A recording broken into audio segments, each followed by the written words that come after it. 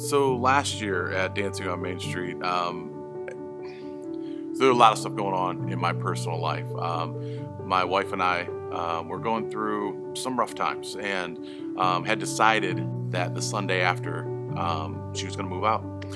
And so it was rough. But I didn't have time for the emotional part of things because I had so much to do as a board member to help put on Dancing on Main Street. And so I had to be around that whole day. And she and I were going to volunteer that night together. And I was kind of not looking forward to that, so to speak, just because here I had to sit next to someone who we were going to be separated here in less than 48 hours. It felt like an act that day, knowing that I had to go around and make sure different things were going on that day as part of my commitment to Amherst Main Street, but realizing that my whole life behind me was just crumbling.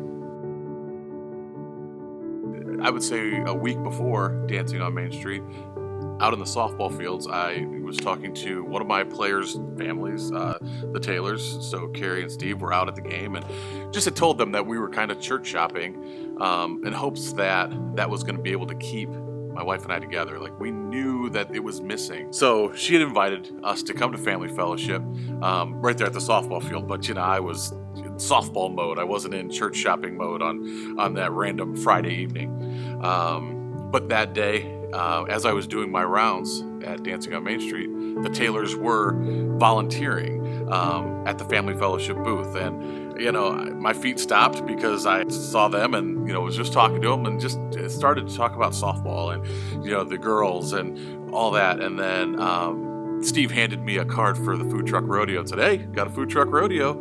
It's like, I like food, so let me stick around and talk a little bit more. And it just kind of snowballed there. I mean, like, really a seed was planted. And, if I wouldn't have seen them at the booth, I'd have just kept walking, but it would have been that personal touch. And I think because they were there, I stopped. And like I said, the seed was planted. I called the Taylors and said, "Okay, which service you're going to? I'll meet you in the parking lot." I never thought that Jesus would reach out at Dancing on Main Street and do his work through this event. But here we are, a year later, and once I started coming to the church, I told Jen that I wanted Elizabeth to come because she enjoyed it. Her friends were here. And so I wanted her to come every week, even if she was over with her mom for the weekend.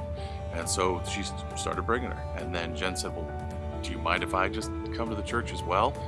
Well, yeah, come to church. I mean, that's a good thing. Everybody, needs it. And the next thing you know, thanks to the Taylors, I'm sitting up in the second row. And so I didn't change that. I just felt comfortable there. Well, then Jen came up and sat in the second row with me. She's like, do you care if I sit up with you? I guess you can sit wherever you want. I tried to be as stoic as possible because,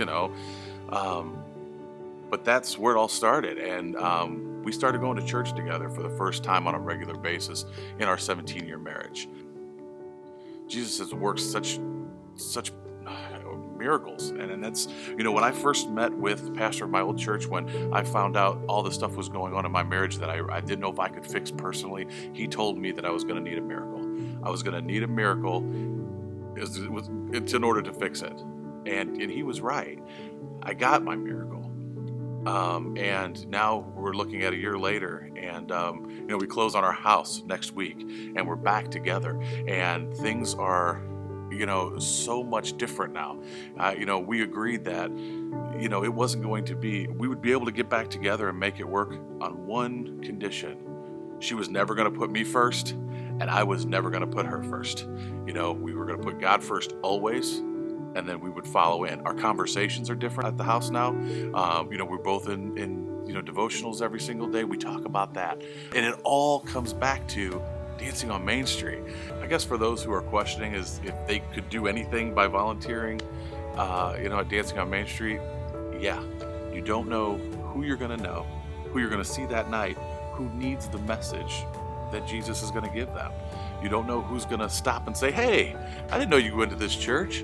Hey, what's going on? Are you going to be hanging out afterward?" The conversation starts and the seeds are planted. So I'm looking forward to giving right back. I'm hoping that I can be at the booth that night and have 20 people stop and say, hey, all right, what do you guys, whatever the conversation, how it starts, it doesn't matter. It's when the feet stop, ears open.